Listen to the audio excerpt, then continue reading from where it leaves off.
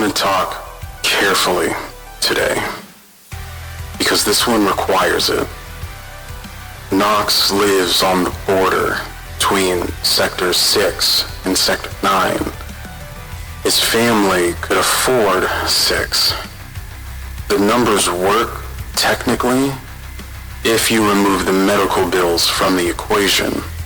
The medical bills don't come out of the equation. His heart condition requires ongoing treatment. One arm has muscular atrophy as a result. Treatments are non-negotiable, which means the address is. So they live just outside of 6, the good part of 9, the part where you can almost pretend the ring doesn't close around you. And his family is really tight. Brothers and sisters, parents who work, parents who love each other the way families do, when resources are short and love has to stretch further than it was designed to. But here's the thing about love that has to stretch. That means it can thin. Not intentionally, not cruelly, just the weight of what it costs to care for someone eventually leaves a residue in the spaces between words. His parents have said it, not always to him, but around him, the way adults speak when they assume a child isn't fully processing. You know, we could be doing better if not for the treatments, if not for what this costs. Knox doesn't always catch it. That's not obliviousness, that's just the way his mind works. Focused, pattern-seeking, attuned to frequencies and signals that other people don't notice, and sometimes missing the ones that are aimed directly at him.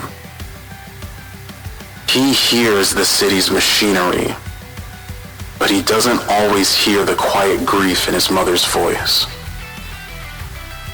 And I don't know which is harder to carry, knowing and pretending not to, or genuinely not knowing. He plays drums, and I want you to think about that for a moment. One arm with muscular atrophy, and he chose the instrument that requires the most from both of them.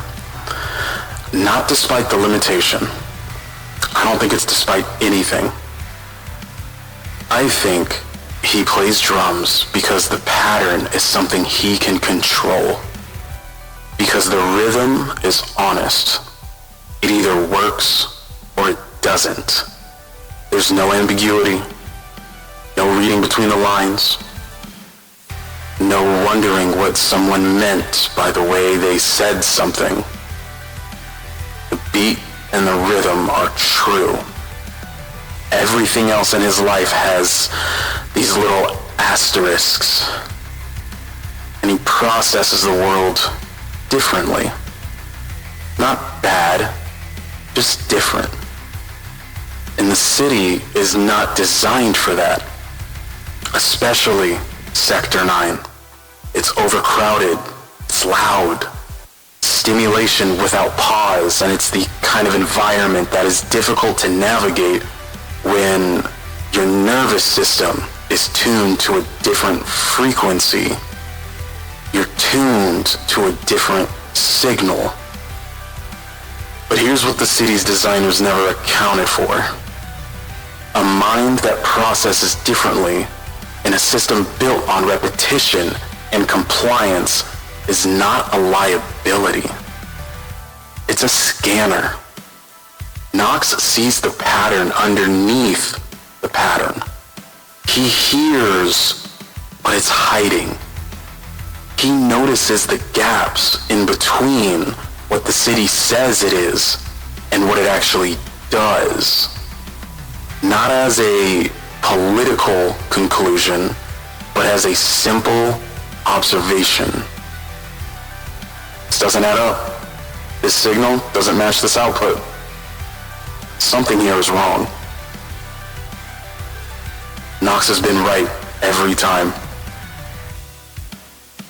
And there is a resentment in his house that he is probably only partly aware of. The siblings have a way of communicating with each other even if he doesn't notice it from his parents. I think about that a lot because the people who resent him also love him. And the love is real, but the resentment is also real. And neither of those things cancels the other out.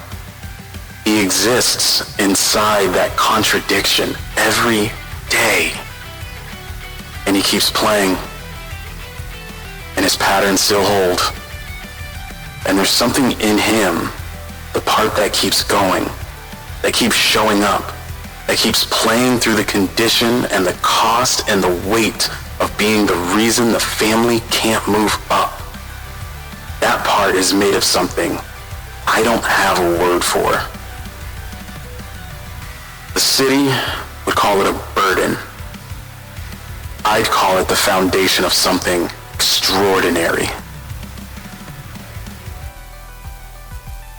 Dead signal. Next week, the one who left everything behind so no one could ever say he didn't earn it himself.